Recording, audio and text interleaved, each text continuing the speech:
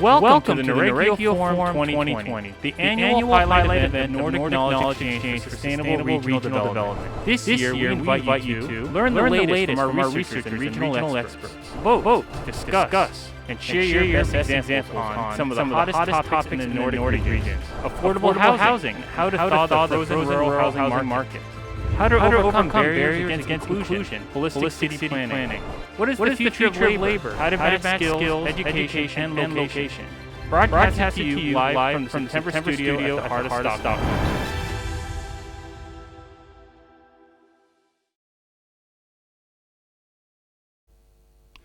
Hello there and welcome to Nordregio Forum 2020, the first in a series of events that we have lined up for you. My name is Michael Funch and I will be one of your hosts today.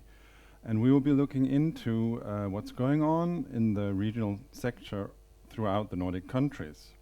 We do this to celebrate the results from the Nordic Cooperation Program on regional development and planning. And today we'll be focusing on housing.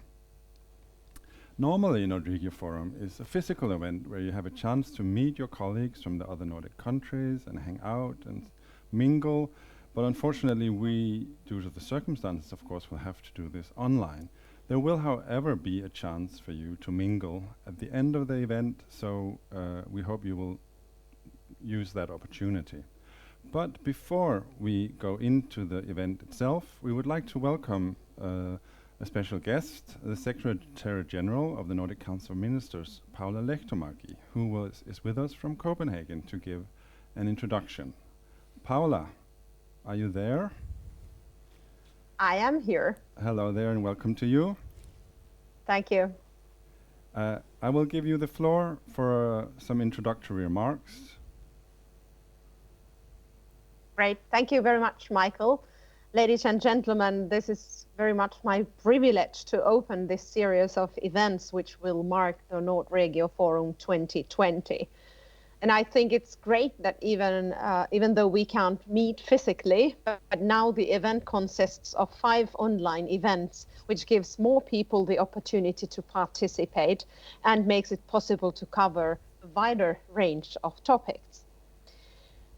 This forum also marks the conclusion of the Nordic Cooperation Program for Regional Development and Planning 2017-20.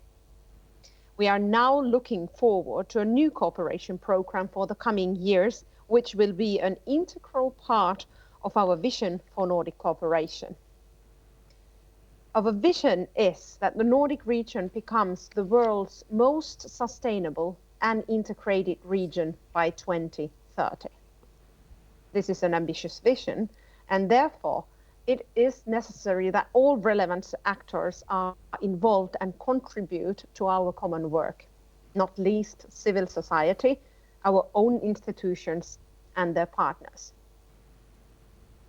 Nordregio and the regional sector play a significant role in the realization of our vision. Of the 12 vision goals, several are particularly important for this sector. And the new cooperation program contributes specifically to 5 vision goals, where, for example, carbon neutrality in relation to construction plays an important role. I will now talk briefly about the regional sector's cooperation program for coming years. The starting point for the cooperation is that different parts of the Nordic region have their unique strengths and conditions for development and adjustment. The purpose of the regional sector's cooperation is, of course, knowledge building and exchange of experience in the areas of regional development and spatial planning. More specifically, our program for coming years focuses on cooperation within green and inclusive urban development, green and inclusive rural development, as well as green, innovative, and resilient regions. On top of that, the program touches on a number of pressing issues. For example, how local and regional activities can contribute to the green transition, how increased mobility can boost regional growth, how to create vibrant local communities, and how to secure social cohesion in all parts of the Nordic region. All activities in the Nordic Council of Ministers contribute to fulfilling our vision for the Nordic region as the world's most sustainable and integrated region 2030. The regional sector's cooperation program for coming years describes how the sector will achieve the vision in the 3 strategic priority areas for green, competitive, and socially sustainable Nordic region. And thereby, it contributes to important added value to our work. The new cooperation program was initiated at the same time as the work to achieve the vision started. And this work has been very intensive during the last year. I think that this timing creates the best cases for the regional sector's work to contribute to our common vision. I sincerely hope that Nordregio Forum 2020 event series will serve both as an exciting conclusion to the current cooperation program, as well as a warm-up for the future initiatives. And hereby, I thank you for the opportunity to address you today and wish you all an exciting day. Looking forward to cooperating with you during the coming months and years. Thank you. Thank you, Paula, so much. We had a slightly bad connection there, and I think you also have some of our whispering in the background. But thank you so much for the welcome and the kind words. And we're also looking forward very much to seeing the results of this Nordic Vision. So it'll be some exciting years ahead, and I really think that Nordregio has a lot to contribute. So thank you for now. So we will continue the program now, and I would like to introduce our other host for today, Johannes Westhoff, who will be in charge of a lot of our interactive elements. We have we have the option for you to send questions in the Q&A section, and we also will run surveys in Mentimeter. So Johanna, over to you. Yes, thank you, Michael. We will start with a short video to introduce you to today's theme.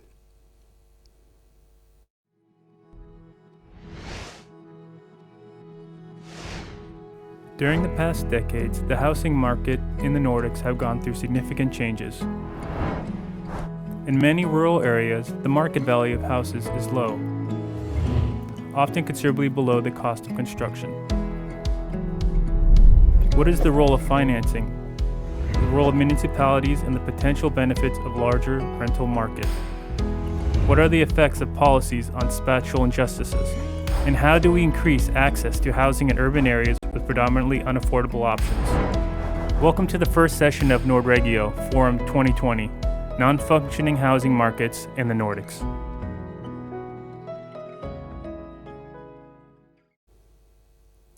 All right, so we will start straight away with our first Menti to kind of get an understanding of how you feel about today's topic.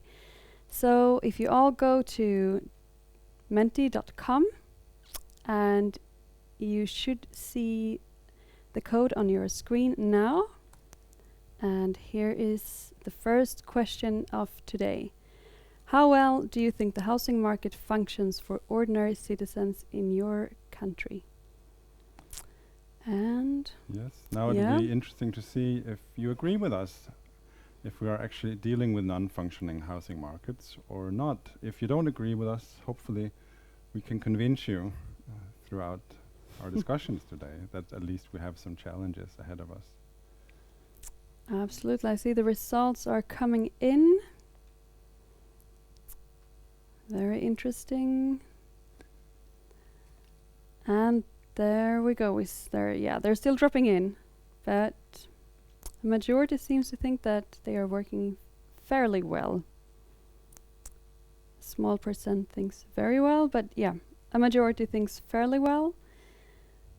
That is relatively good, I would say.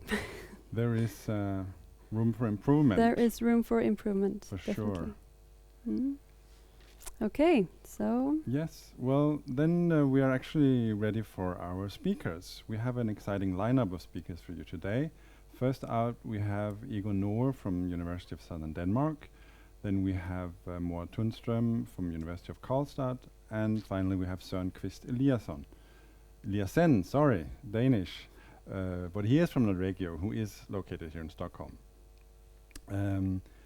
They make up the speakers for the first section here, and also they will be available for a question and answer session. So please remember that you can pose questions to the speakers in the question and answer section. So first out, we would like to welcome you, Egon Nohr, sorry, I keep saying that. Egon Nohr, welcome. Professor of Health and Inequality, I believe, and also head of the Danish Center for Rural Research.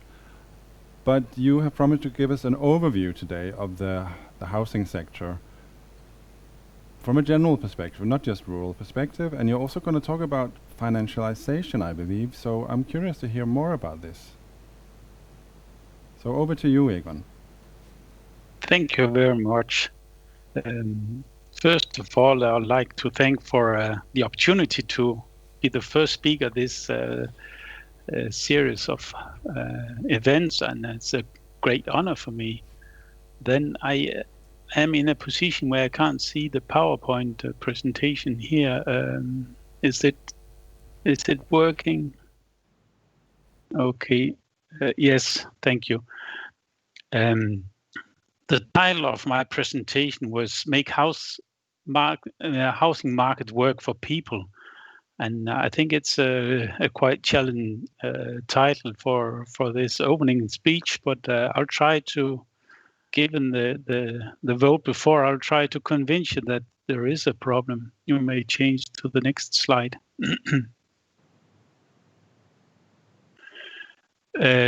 Underlying this title, of course, there is a contention of that the housing market is not working for people.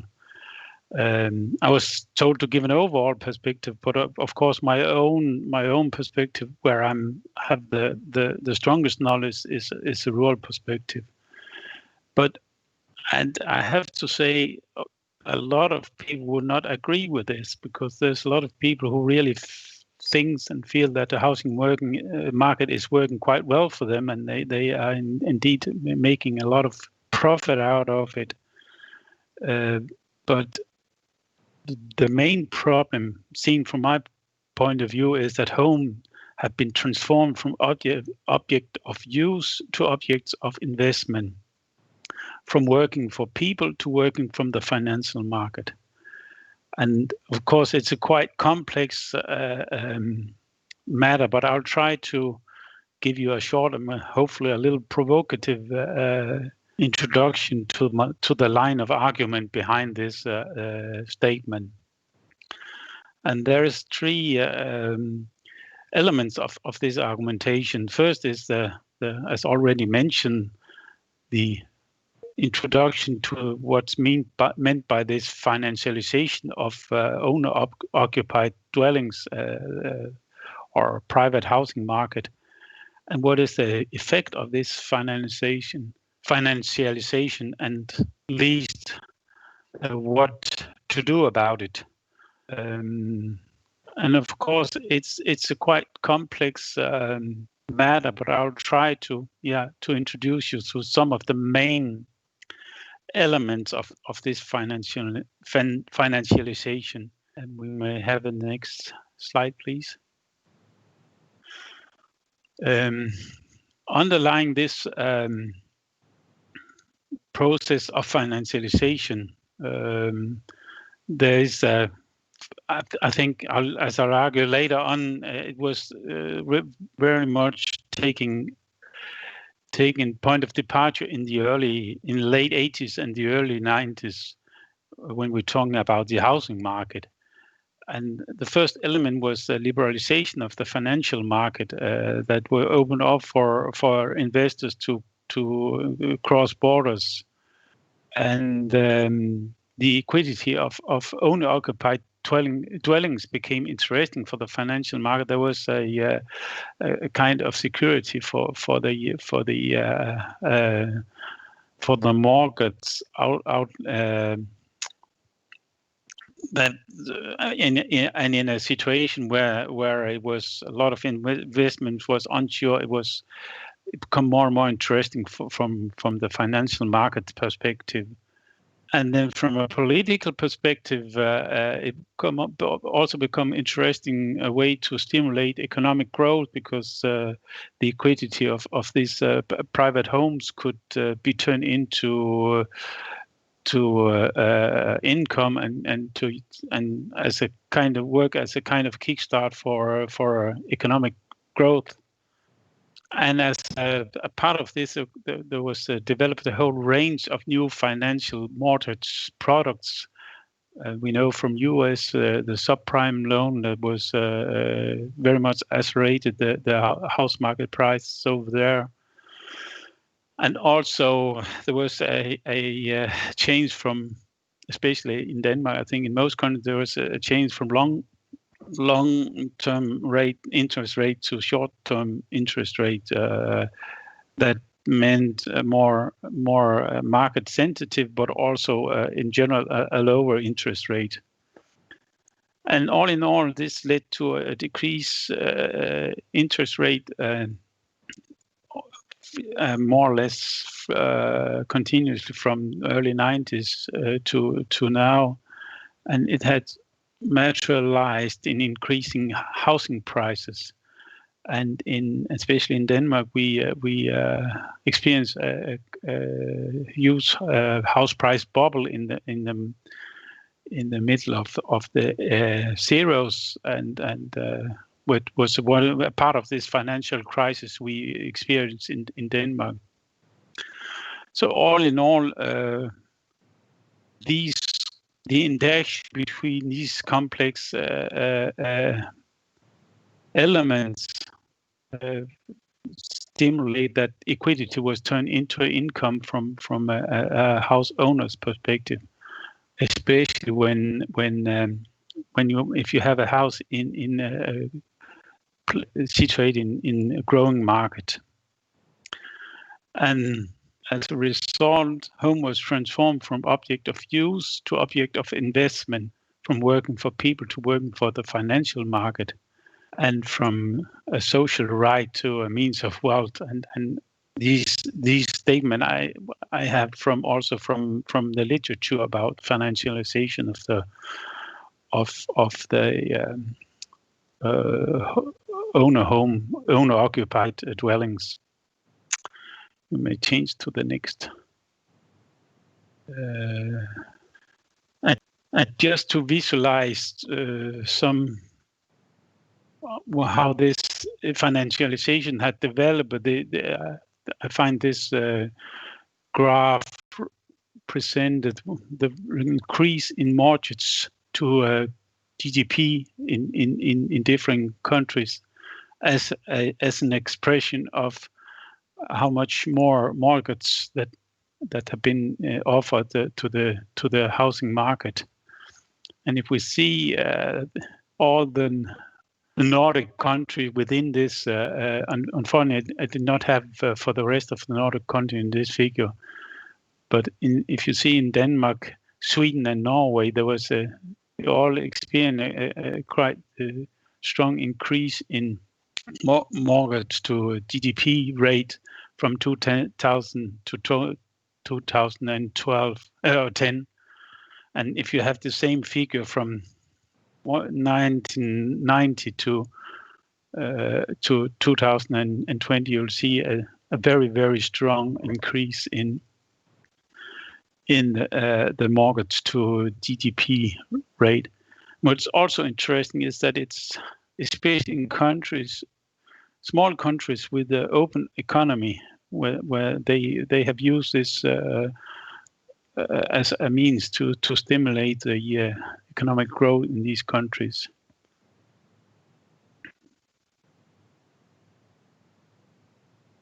And of course, it was not. I mean, this financialization is not. There's not an evil master plan behind. But I think you may switch to the next, please. There was not an evil master plan behind this but as an unintended consequence, we have seen a self-propelling accumulation of wealth from periphery to center, strongly driven by this uneven development in house prices. And what do I mean by self-propelling? I mean, for a long time, the main argument behind this development had been urbanization, that it's an effect that people they want to live in cities. But another explanation is that it seems reasonable that people move to places where they obtain the best investment of their when buying houses. And also that for the financial market, it's also it's the most safe and secure investment to lend money out in areas where there is increased housing, where the housing prices is increasing, because then there's a strong market and the risk of losing money is minimal there.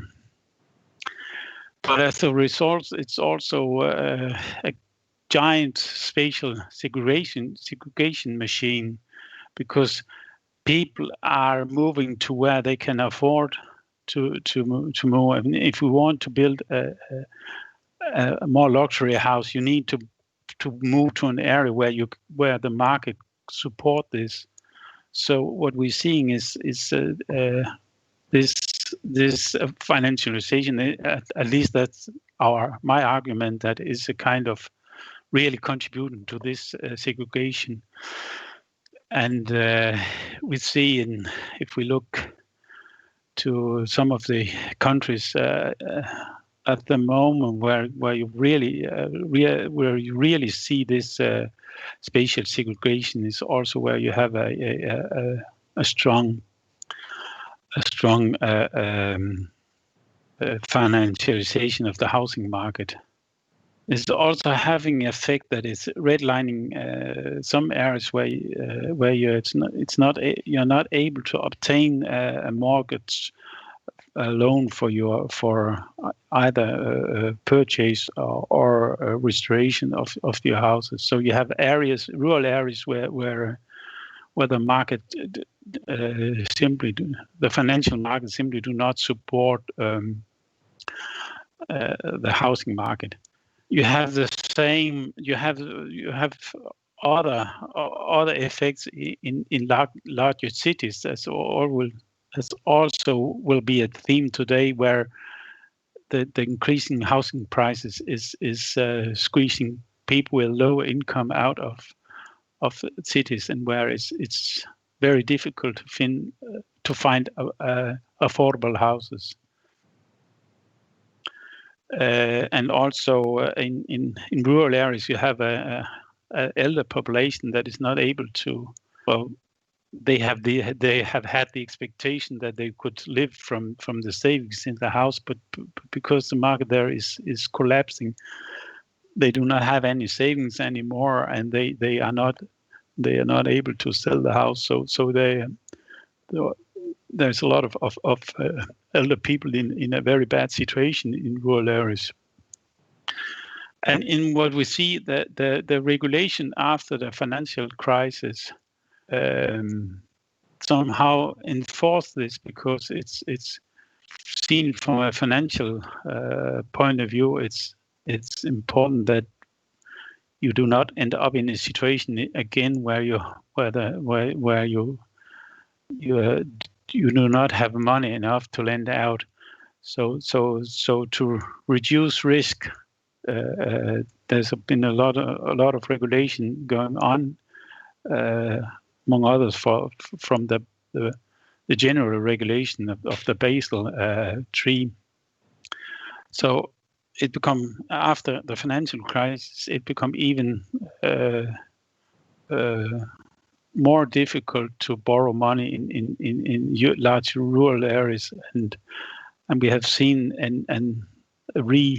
there was some drop of housing price immediately after the financial crisis, but we've seen that in the cities and the centers, the house market have regained the potential again, but it's the market in the rural areas have not regained yet.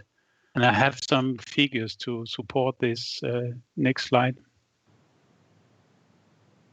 See, this slide is just an illustration that where you can see the change that happened in the early 90s, because until that, of course, the graph can cheat a little bit because it's not a potential, it's not a logarithmic graph, but still, I think it's quite clear to see that there was a shift in how the housing market works in the early 90s, and I think it's, of course, there's natural differences, but it was more or less around 80s and early 90s that this financialization of the housing market took off.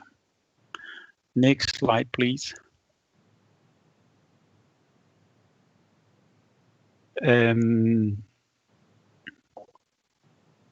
Here we can see how I've calculated the development in housing prices from 2000 and from 1992 and to 2016, and it's calculated from the different groups of municipalities in Denmark, where we have the upper purple is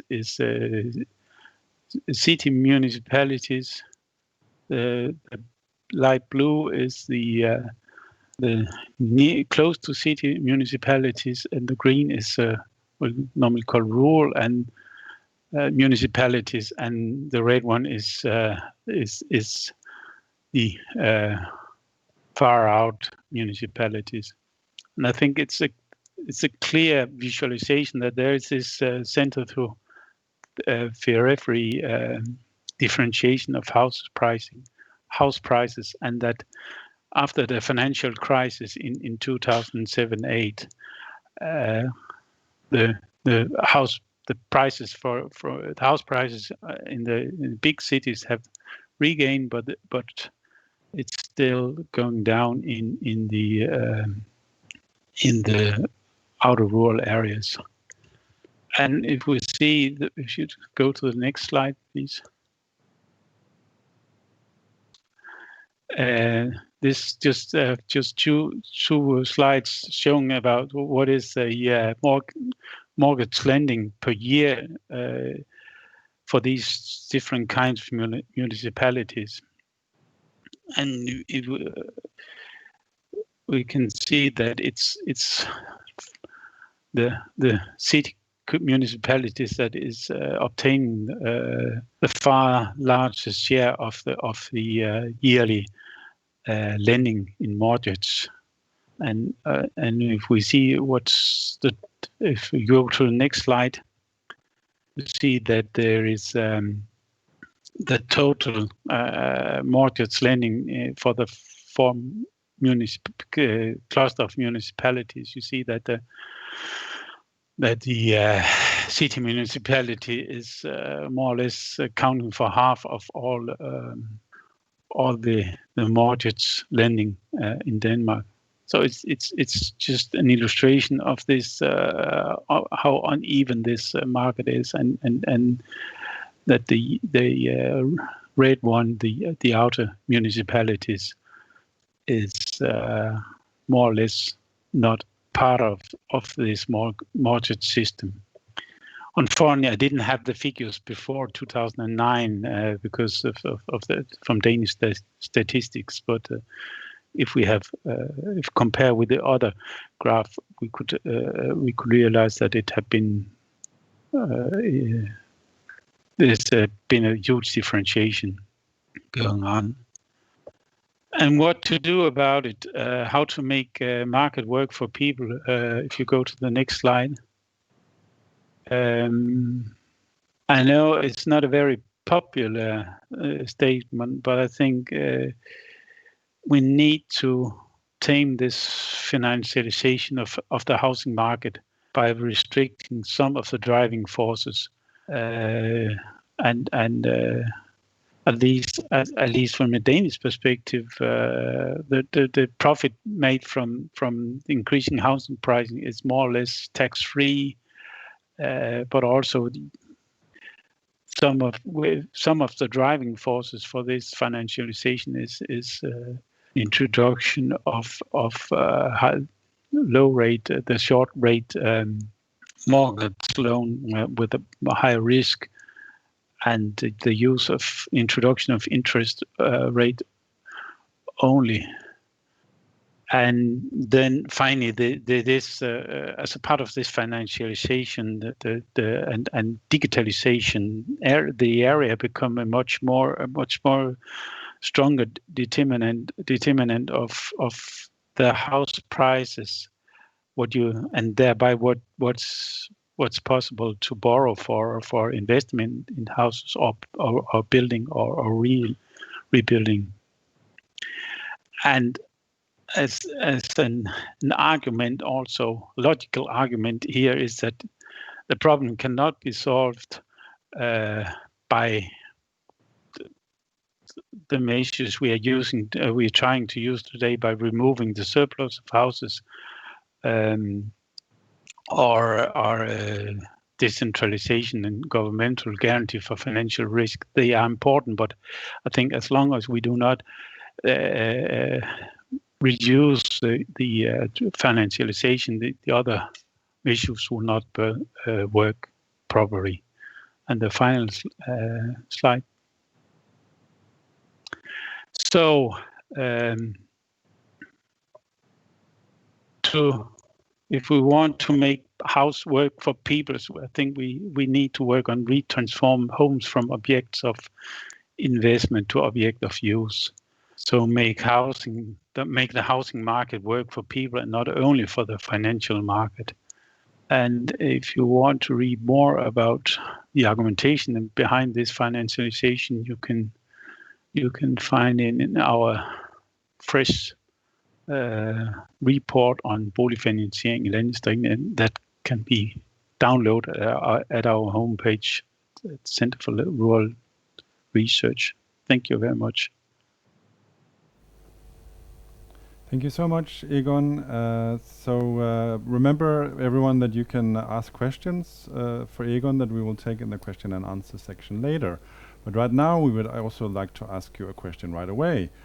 So we will go to the mentee. Yes, and the next question is related to what Egon just spoke about. So how problematic do you think the financialization phenomenon just discussed is for the housing market? We can see people are answering. People are answering straight away, and if you don't remember the code, then here it is.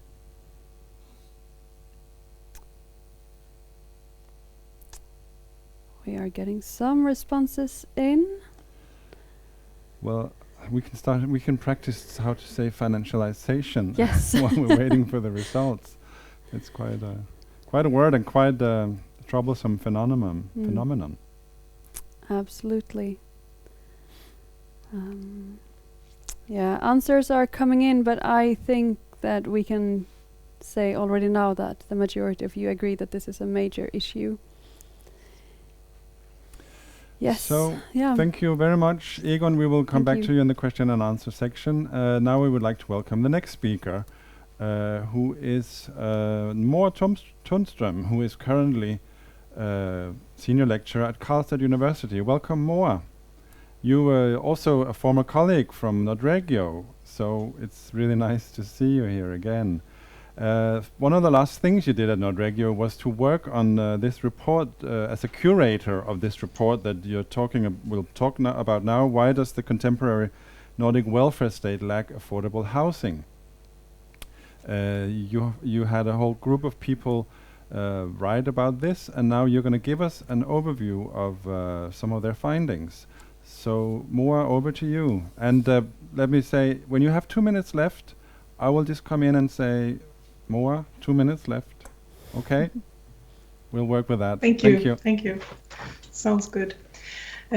Yes, the project was supposed to contribute to Nordic learning on housing policy, and it was framed then as an urban issue, as a part of a social sustainability effort in line with this Nordic cooperation program for regional policy and planning that was mentioned earlier. And also initially there was an ambition to focus in particular on new housing development and on housing costs. It was expressed that high building costs makes it challenging to produce affordable housing. In the end, I think though that in this report, Building Affordable Homes, it's clear that the issue of affordable housing is that we need to see this issue in a broader context. It's not only about new production. Next slide, please. So we had this urban planning context, we had a social sustainability framework, and we had a focus on housing policy and costs. This led us then to the issue of affordability, because housing affordability is an issue in all the Nordic countries.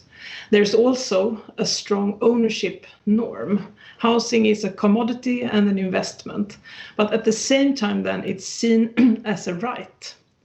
And this creates a challenge when aiming for social inclusion or social sustainability of cities, because Nordic cities are segregated. And housing construction or implementing different types of policies or subsidies, these tools can both reduce and also worsen segregation. And they have effect then on an arena that is clearly both public and private, both regulated and market driven. And it's also interesting to look at this in particular in the Nordic context, since it's a part of the Nordic identity that there is, or at least has been, a strong welfare model with access to good housing as one important ingredient. And also the Nordic context is interesting because in spite of this idea of a Nordic welfare model, when it comes to housing, it's actually quite challenging to compare the Nordic countries. And in spite of that there are similar political systems, similarities in the role of the local level in urban planning, for example, there are differences and also confusion around how we talk about housing, confusion around concepts that makes it difficult to compare, but perhaps the more reason to talk about it. But just bear in mind the risk of conceptual confusion when you're discussing housing across the Nordic countries and internationally in general. So in the end then, for our project, the question became something like, why does the contemporary Nordic welfare state lack affordable housing, or what's actually being done in the Nordic countries to increase the supply of affordable housing or to support vulnerable groups on the housing market? Next slide, please. To give a few examples of the discussion in the Nordic countries, I put up these 5 headlines. The first one says that the rental housing market in Norway is a marginal thing, and there's only a small rental sector and a very small social housing sector. This reduces the power of the municipality to influence housing and social sustainability through urban planning. Rental tenure is considered a temporary solution on the way to ownership. And rental housing is scarce and insecure. So to use tenure form as a tool for social inclusion has really not been very high on the agenda in Norway. And with market prices the main factor, also the issue is, this is not an issue only for the very vulnerable groups that they meet barriers on the market. It's also for the mid-bracket, so to say. Regarding Iceland, this is another country that has traditionally had a very small public housing sector and where ownership has been seen as basically the only model. The economic crisis hit hard in 2008, and it has had as one important effect that people lost their homes or they went from being owners to renters. and their new landlords were the banks or the credit institutions. And this led to actually to a politicization, almost as difficult a word as financialization of the housing issue, and resulted, for example, in the starting up of tenants associations that wanted to give voice to the rights of renters in relation to landlords, or protesting against evictions. In Finland, there is a polarization between the growth nodes and the declining regions, and this is an issue, of course, that has relevance outside of housing policy, but it means that there is a mismatch on the housing market with high barriers to housing in the growth nodes, and again, this does not only affect the very vulnerable groups. Then the situation on the housing market in certain cities might hinder people from settling there, in spite of access to higher education or jobs that match their education. In regions of decline, the housing market is also in decline. And this, of course, makes the housing issue rather complex, since there's a polarized national picture. Finland is, in addition, a country where tenure form is an issue, unlike then maybe in Norway. And there are more forms than strictly rent or strictly own, which is also something that might be interesting to learn more about. The next headline refers to Denmark, where there are trends of gentrification threatening the available stock of affordable housing. For example, students cannot find housing in university towns, and there is also pressure on the available social housing, which then and this housing type is often spatially segregated. So in all, this is not a good ground for social inclusion so urban social sustainability. And when it comes to the policy responses to this situation, there are those who are in favor of more regulation of the market, and those emphasizing less regulated construction and development process and more liberal planning act, for example. So this illustrates the political nature of the housing issue. Finally, the headline for Sweden points also to different interpretations of best policy responses, because the pressure on the housing market has raised concerns regarding increasing household debt. But there are also then those who are critical to restricting households taking on loan, since loan regulations can shut out first-time buyers from the market. And if ownership is the way to go, more people need to be able to take on debt. In Sweden, tenure form is seen as a tool for social mix, but the effects of mixing rental and ownership housing in new developments can be discussed, since rent levels in new production are very high. Next slide, please. And this picture is trying to summarize a few selected instruments and proposals from each of the Nordic countries that want to boost supply or handle the mismatch. And there are, as you may be able to see, there are instruments directed to the production of housing, to the planning law, to the financing of construction, or to specific groups or category housing, or to the buyers. So it's obvious that the tools out there are more than about increasing the supply of affordable housing by new construction. And it's also obvious then that the tools point in different direction and need to be related to the national context or regional context or political context. For example, like the tools that are oriented to building more housing, they might raise questions about what types of housing, what tenure, what cost, or what category. The tool build for the vulnerable groups or build social housing can be considered a useful tool to supply that type of housing for vulnerable groups, or it can be seen as a tool that creates lock-ins and segregation. And tools that are take the form of subsidies or tax regulations might lead to an emphasis on ownership housing, and then it can be questioned if it misses the target and doesn't have the intended effects. There are such examples in our report. And like I said, this is a mix of actual policies and suggested solutions. I'm not saying that this is how it should be done.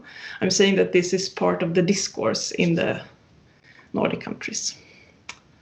So next slide, please. You have 2 minutes Yes. left. Yes. More. You're doing so well on time. It's Yeah. great to see you. Go ahead. So can I see my final slide? Yeah, thank you. So just some final remarks. You can read more details in the report, Building Affordable Homes, that you can find on Nordregio's website. And the final message from me then would be that the idea of that housing is a commodity and a right is what makes this issue a complex issue. It's not the same as producing cars or selling cars or clothes or whatever. And it makes it an issue both for the market and for the government. And it's both about answering to demands from households and responding to demands from planning for social inclusion or pushing for different types of governance solutions.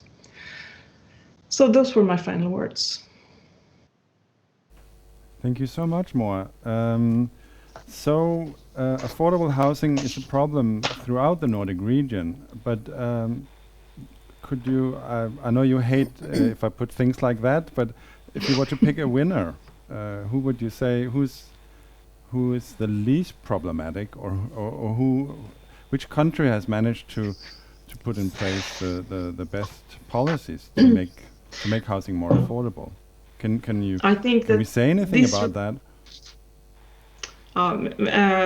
Maybe not, but this report, I mean, I think all the contributions end in that there is more to be done, or there is more that needs to be done, or what is done is still in the process of developing. It's experiments or it's small-scale solutions. We'll see what happens. And also they depend on the political situation, who is in government. It's a national policy issue. But who is doing the best? Well, we will return to it also later. I'm not going to keep you on the spot for that. But as I was trying to, my message was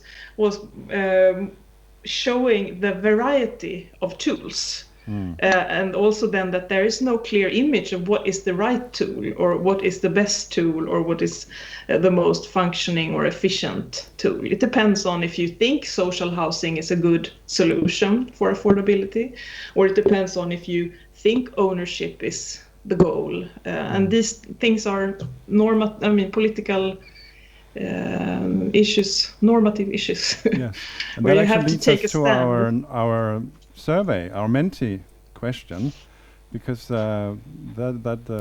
we would like to ask the audience also about the need for regulation. So Johanna, over to you.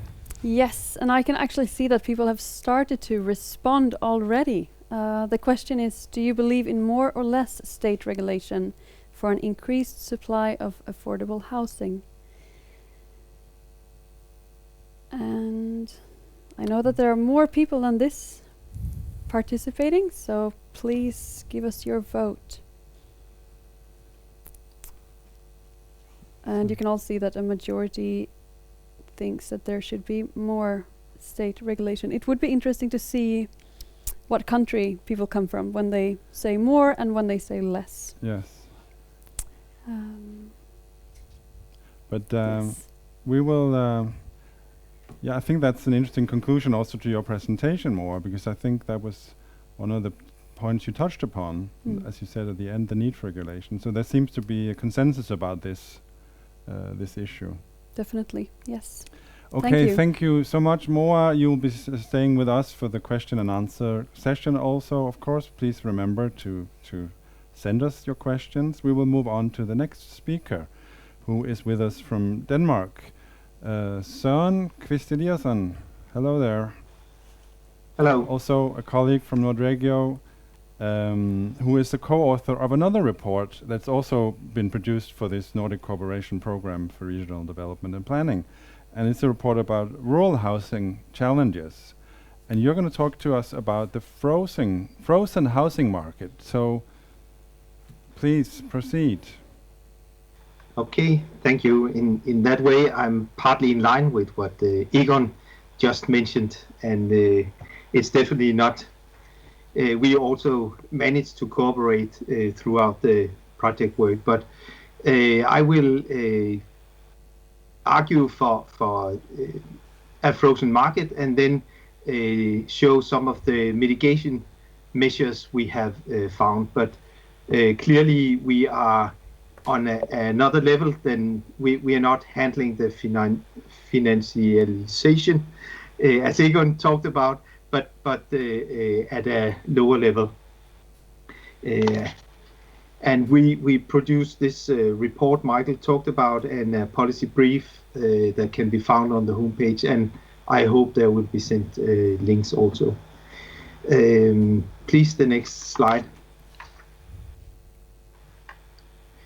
I plan to say a little bit about a few words about the project background, and then the challenges at the market, the frozen market, and finally the examples of mitigation that we found through the project. And the next slide, please. Regarding the next slide, please. Regarding the project, it was initiated and funded by the Nordic Council of Ministers, the Rural Development Group under the Committee of Senior Officials for Regional Policy. And on their behalf, we did desk research, interviews with officials at national levels, including the autonomous areas, meaning Greenland, Faroe Island, and Åland, to learn about the rural challenges. And then we conducted 5 case studies, municipalities with rural challenges and examples of mitigating activities. Please, the next slide. Thank you. And what we found and what we heard from this group ordering the project is that all countries, they reported a general depopulation trend in many rural areas. This is the urbanization movement towards larger cities or maybe minor local towns. And this can also be seen on the Nordregio map we got here, which is the population change 2008 to 2017. So 10 years. It's high resolution, 5 times 5 kilometers, where the blue is increasing and yellow-red is decreasing population. And what we see, just the general overview, is that the coastal areas and city areas has increased population and rural areas decreased population. And this leads to empty houses in many areas, and in some areas this forms a special challenge. Empty, decaying private houses is seen as a special challenge in Denmark. And we then heard that in Finland and Greenland, apartments owned by municipal housing companies was a special challenge here. And these empty houses, of course, create a negative economics spiral and a downward pressure on the housing prices, and this impression of decay also for the population remaining. But at the same time, all countries, including these mentioned, we registered a need for renewing the houses or to build new houses suiting new needs in the rural areas. And let me see. And somewhat due to local growth, new industries developing, and in some Nordic countries, there are immigrants that inhabit the rural areas also. And then there was the existing population that had new needs, for instance, housing for elderly, that want to move to smaller apartments close to the social and health system. And looking closer at this map, actually we can see that there are some areas that we would see as very rural. Even here is blue dots, and this shows the dynamics within the rural areas. So at the same time, we have empty houses and need for construction of new, modern, and suitable housing opportunities. Please, the next slide. And this leads to a model that we have developed in the project. Egon already talked about the low market prices in the rural areas. The whole house represents the cost of construction, whereas we can see that the market value of the house is considerably lower in such. And this means that there are this risk of loss, economic loss of investing in a house in the rural area. And if you build the house and sell it right away to market price, then there's definitely this loss. Then we can see in the light blue part in the bottom, this is the mortgage option, which is normally 80% of the market value. And this leaves, if you press the bottom again, this leaves an investor, somebody wanting to build a house in the rural area, which is an enormous financial gap, which is this gap between what you can get from the normal financial system and what you need for building the house. So either you need expensive sources for financing, or you might not be able to get the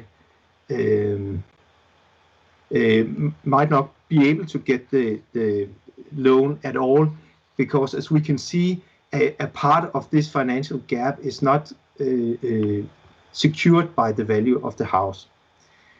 And this, of course, has implications. Please, the next slide. So I'm not clear in the definition, but we could say, is this market frozen? At least we can see that there is empty, decaying houses and sad impression for those left in the rural areas where the neighbors to these houses. And then there is these financial barriers to move internally or into the rural areas. And this leads to lack of housing for new needs in the rural areas, and rural interested persons which wants to try it out, they are excluded or trapped if they invest in here. And it also, by the way, means that there is no or low capital generation in the rural houses. Egon briefly touched up on this also. The house cannot function as your pension fund, and it cannot function as security for loan for startup new economic activities. So it influences a lot of things going on in the rural areas. But next slide, please. We have seen here that there is this financial gap, and it might not be wise economically to move to rural areas. So why do somebody do this anyway? Please click on this. There must be something else, non-market values that is felt as attractive enough to do this investment. And this actually opens opportunities for municipalities and local initiatives to create these values that might influence the market value, but after all create the non-market values, even if they are not expressed in market values. Next slide, please. To try to grab this, we borrowed a model from the Norwegian Institute for Urban and Regional Research, NIBR. They emphasizes that when you choose to move into a house, then you first see if you want to go to the place, the community or town. And in that way, the first model very much tend to see market prices as given, mostly due to macro level factors. Here are factors that can be influenced at local level.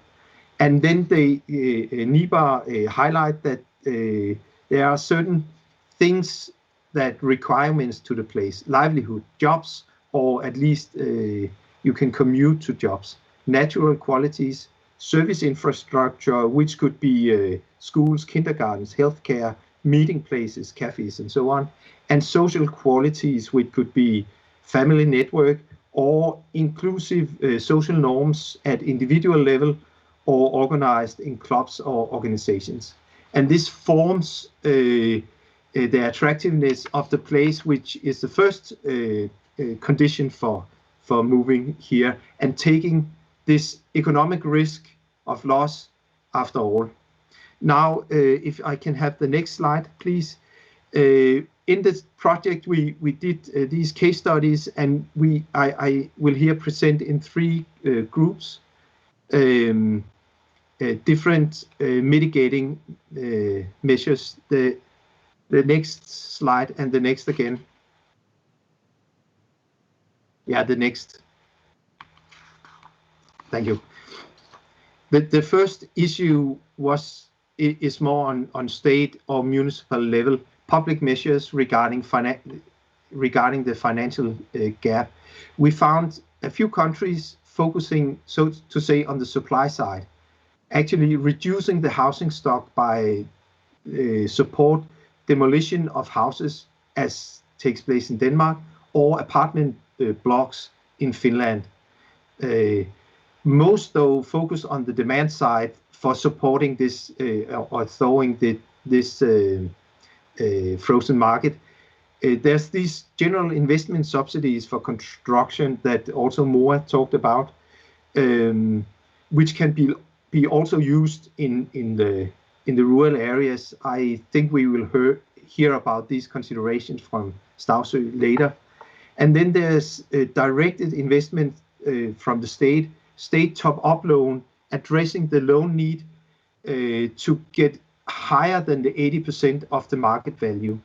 And several countries or regions offer top-up loan or guarantee for loan that raise the loan level from 80 to 95% of the market value.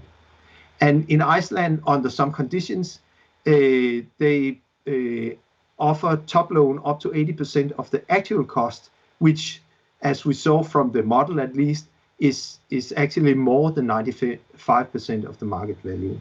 So there are measures to do. And then we also saw other policies that influence this factor, relocating state institutions and infrastructure and so on. Let's have the next slide. The case study focused on. Sorry, Søren. Just sorry to break in here. You have 2 minutes left. Sorry, yes. It became a little abrupt now, but you're doing fine, and just so we can keep the schedule. The municipalities that was the case studies, and we saw the municipalities could react reactive or proactive on these challenges by municipal housing plans to foresee future needs, and they could buy up areas and prepare for construction and play a facilitation role, brokering between the demand and the potential entrepreneurs and reducing the risk related to this. We also saw a municipality encourage norms of community activism, and some, depending of the legal opportunity, played a financial role. Fast to the second but last slide. The next one, please. The next slide, please. Okay, I just wanted to say that we saw that rentals can create flexibility in the rural areas by offering rentals for elderly moving from their home, starting moving chains, or temporary stepping stones for new inhabitants in the regions for labor, for shorter or longer stay, or for rural interested newcomers to learn the place before investing. But to sum up here, as came a frozen market, at least there are strong indication, and we can see that this market situation influences the development, the broader development in rural communities. There are towing measures, state interventions, and municipalities and locals can create non-market values. But I think, having Egon's presentation in mind, we could discuss if this is a solution that covers all rural areas, or it can only be practiced in a limited number of places, and then what about the rest? Thank you. Thank you so much, Søren. We will go to a Menti question now, which actually relates directly to your presentation.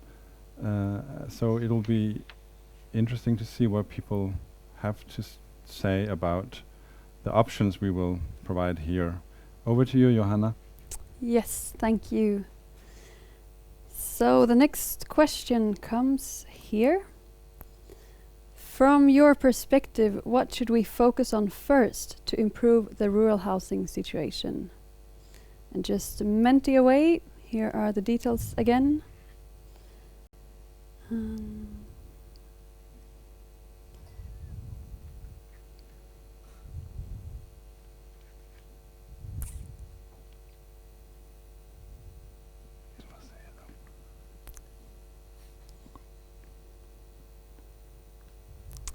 Yeah, these are maybe a bit more difficult to respond to, but please share your ideas with us on this. Yes, it seems that we have a lot of interesting comments coming in now, and I think the local initiatives is sort of the most popular. Is that correct? No, it's sort of a tie now. Yeah, the proactive municipal housing planning and investment is coming up a bit more and more. Do we have more people out there? It's a very volatile issue. Yeah, absolutely. But this is totally anonymous, so please share your thoughts with us.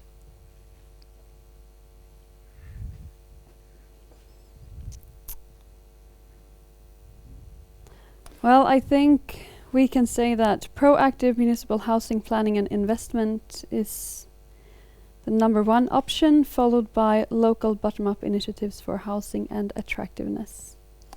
So, Søren, what do you say to these results?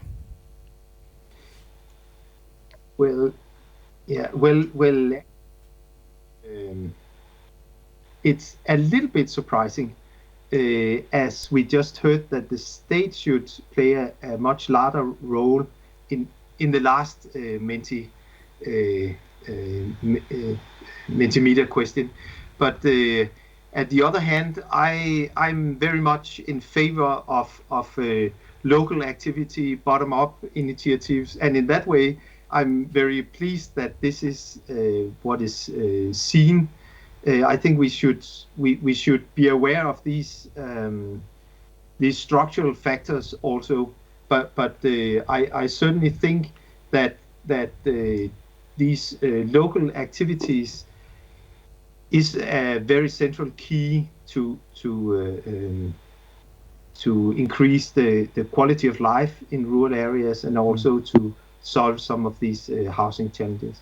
So what, I mean, we talked a lot about this, the need for regulation, the market forces, the financialization, all these external factors, but as you say now, you address this bottom up, and we will actually hear more about this as one of your case studies will be part of our session after the break. Actually, an example from Stävsjö in Sweden that shows how much you can do locally. After you worked with this, what would you say? I mean, what can municipalities actually do to improve this situation, the housing situation?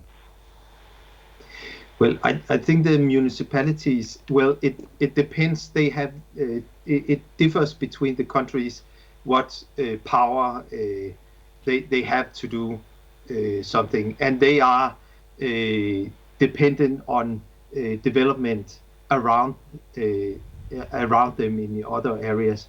But I think they can influence quite some things, and I was very surprised and positively to meet the example from Sweden we will hear about later, that you can actually, in a cooperation between municipality and local bottom-up initiatives, actually can reach some results. Yeah, public-private partnerships is something we'll come back to also.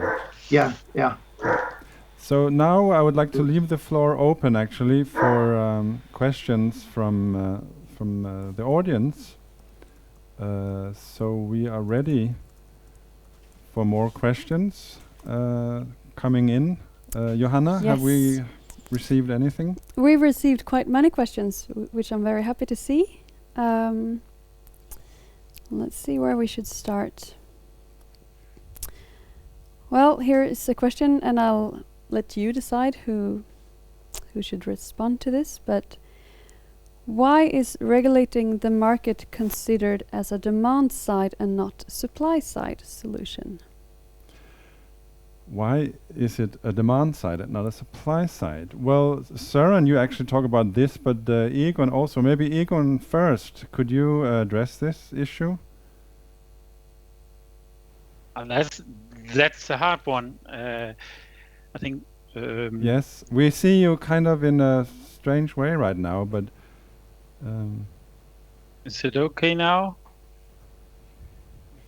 We can hear you. So just keep talking, Egon. So demand, supply. I think it's a difficult one because I mean, if you talk about this from an urbanization theory, okay, then you should reduce the supply side because there is too many houses there. Oh, and that's now we the see you, sorry. main argument.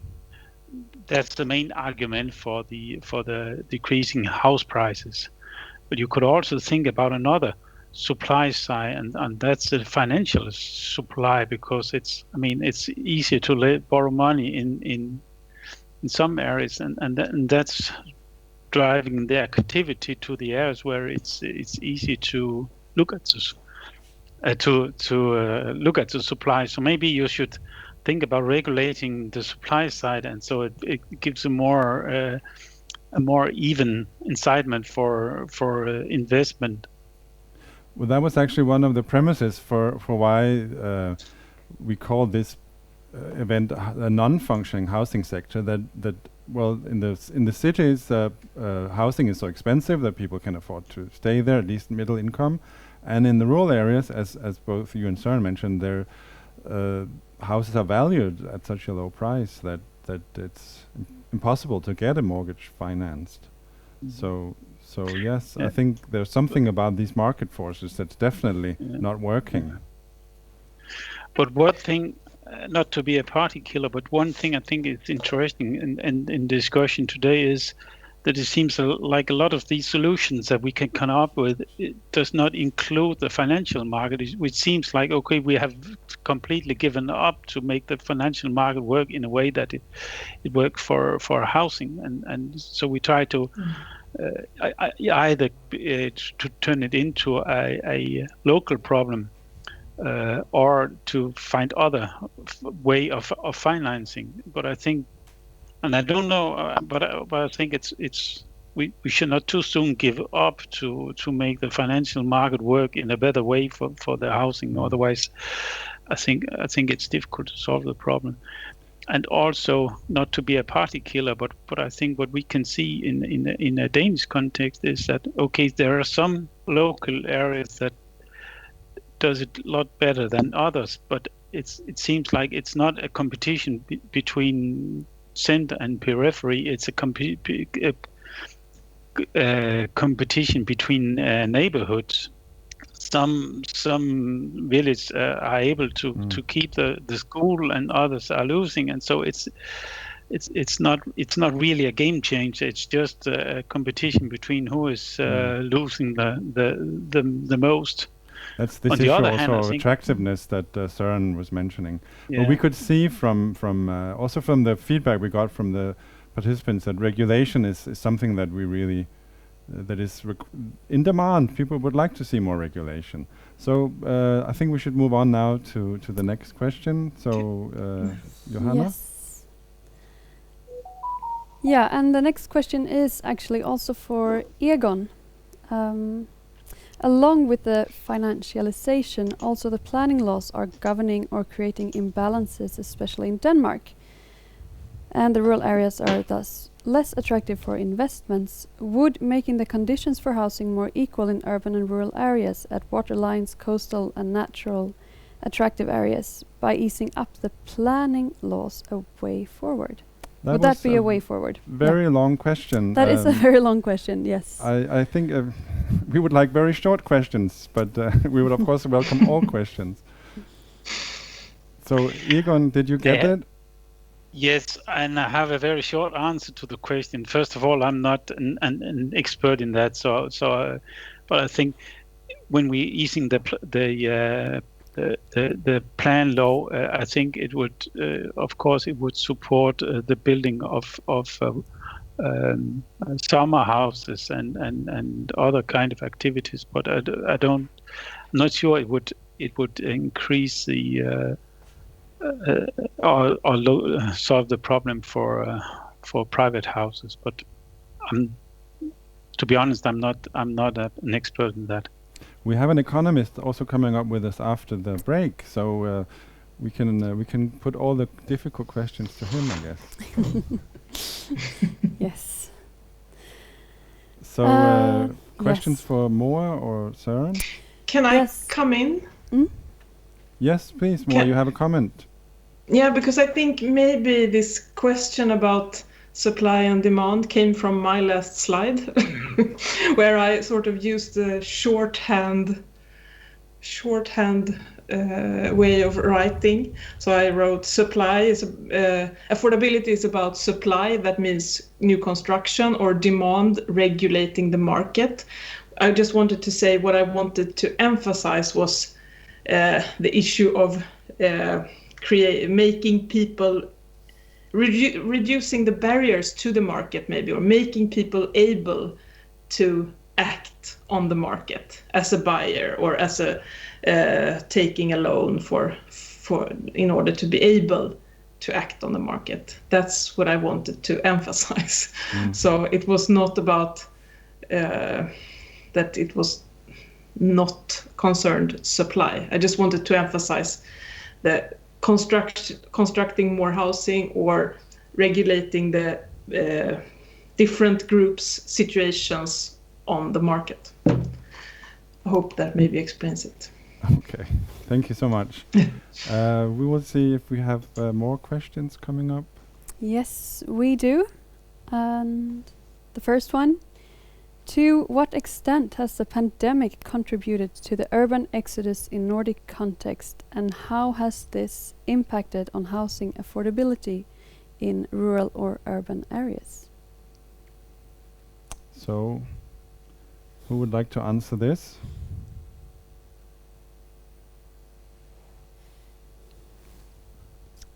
Affordability.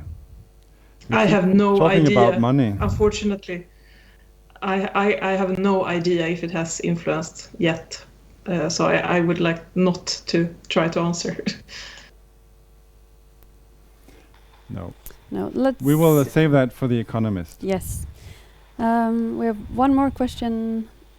Oh, we have more questions. But how common are private institutions which focus on providing financing, for social housing projects in the Nordics?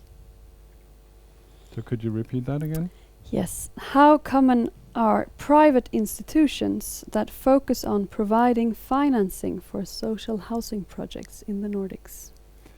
So we keep moving in the financial sector. Egon, could you maybe answer this? Sorry, I have no good answer to that. Maybe I can say something. Yes, over to you, Moa. No, because I didn't say much about this in my presentation, but the concept of social housing means different things in different countries. So it's a bit complicated to answer. But I mean, mostly it means some sort of public funding. That's in my understanding, at least. So I don't know if there are private institutions trying to enter this market, but I think mostly it means public funding. Okay, thank you. So we will continue with the next question. Yes. Several Nordic and other studies demonstrate the importance of social factors in migration decisions. Could they be addressed as such rather than as non-economic factors? Shall I repeat that? So the question of social factors. Well, we talked a little bit about this. At least the attractiveness issue is very important. Søren, you mentioned something about this. Is this something you could elaborate on? Well, this was not in the focus for the study, so I'm not expert or having recent research on this, but based on this study from NIBRA, certainly they showed that there are certain requirements for choosing to move to an area, and here certainly social issues is social factors are important, and I think that the good examples of then you can discuss if it's as Egon mentioned, if it's one area that is actually competing with the other rural areas, but those which manage to increase the number of inhabitants, I definitely think they have a high social capital, competences of different ways, and what I call a social inclusive culture. So I definitely think that this means something, and we can see if we all acted as economic man, then we shouldn't move or stay in the rural areas. We should invest our money in the towns where you can get better, higher, increasing housing prices. So these social factors, I definitely think they play a huge role for at least immigrating to the rural areas. But it was not a subject or an issue in this study. But this. Can I add to that? Yes, of course, Egon. Because one of my statement was that this financialization was a big segregation machine. And I think there is at least two very observable factors going on. One is that there is a lot of less resource strong people that are pushed towards the less developed part of the country, because they where they can find cheap renting houses or so. And the other one is that if you want to build or to buy and renovate a house according to your income standard, you need to move to areas where it's possible. So we see a lot of this segregation going on, and of course, and unfortunately, there are a lot of people that don't follow this logic and make, from an economic point of view, very stupid investments and use a lot of energy because they want other qualities in relation to their daily life. So there is a room for maneuvering for local communities. That's basically what you're saying.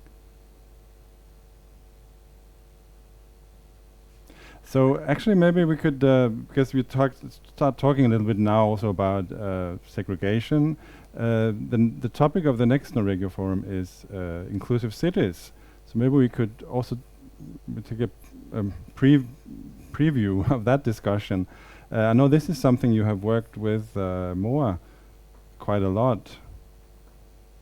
So Moa, would you like to maybe comment on that in this context also?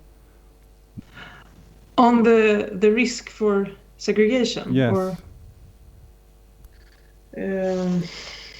I mean, that's I think that was one of the issues that framed why we did this housing policy focused on affordable housing.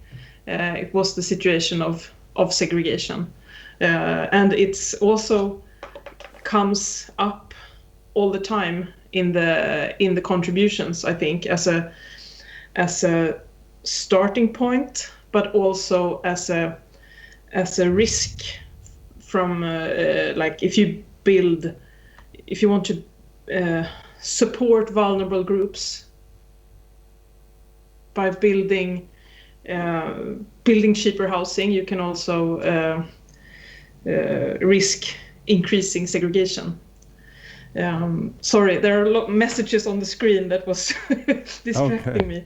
Well, this is usually a topic that brings up a lot of opinions, of course. Yeah, and also the issue of tenure forms is also often framed in a segregation context, that some people manage to enter the rental market, but they don't manage to enter the ownership market. So it becomes a sorting mechanism. So social mix is maybe an ideal that doesn't really result in integration, but instead emphasizes segregation, because some people live in the rental housing areas and some people live in the ownership areas.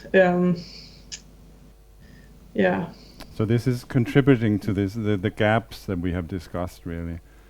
It's not just financial gaps, it's also social gaps. It's actually gaps between people. It's gaps between city and countryside, but also gaps between different kinds of people, really, or different groups of social groups, obviously. Yeah. And even on an ethnic level, maybe. Maybe even that, to some extent. But I know that, Søren, you mentioned one of the policies in Denmark is that you simply just tear down buildings.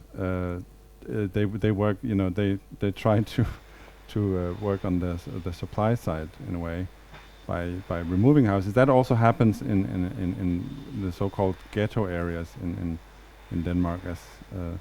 But how successful have they been in Denmark with doing this? Now, not so much speaking of the ghetto policies, but also in the rural areas.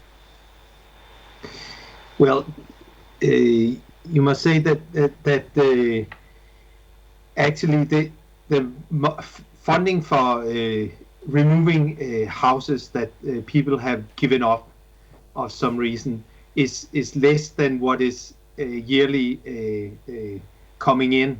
So this is not a way to solve the problem. But anyway, it at least in minor settlements, then if there's one or two such decaying houses, then the municipality have the opportunity to buy the house cheaply and then tear it down and sell it to the neighbor just for, without the right to build on this area.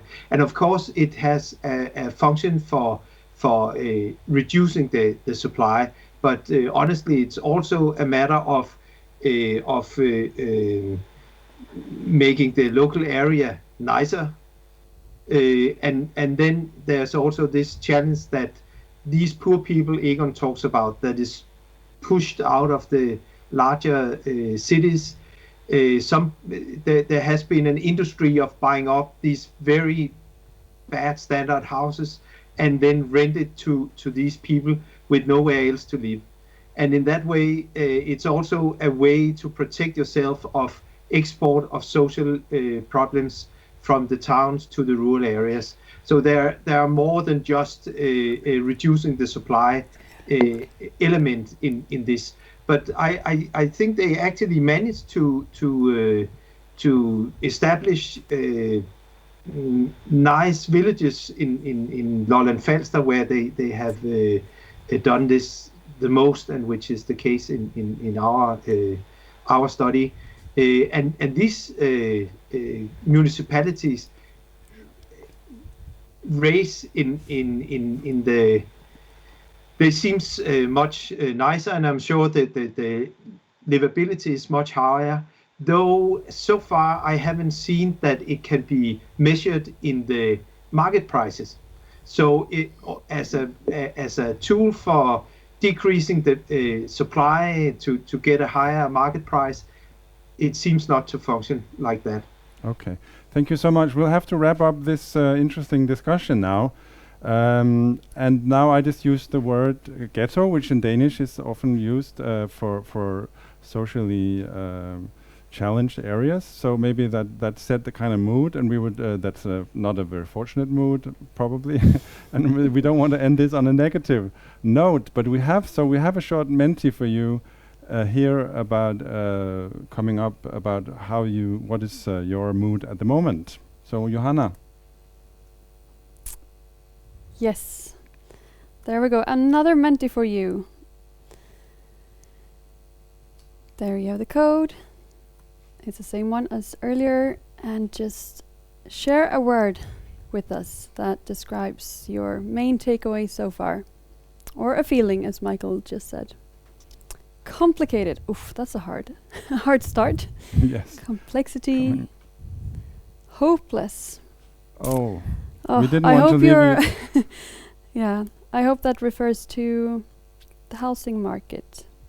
Well, I see very informative coming up at least. Yes. Why don't we leave you with this Menti, and then we'll Yes. take a short break. I think everyone needs to have a leg stretch, maybe a cup of coffee, and we will be back again at 20 minutes to 3. So thank you so much, and thank you for the speakers in this first section. We have a very exciting lineup coming in the second section. Some of them we mentioned already. So please come back to us in a little less than 10 minutes. We'll continue the discussion, and thank you for the 3 speakers.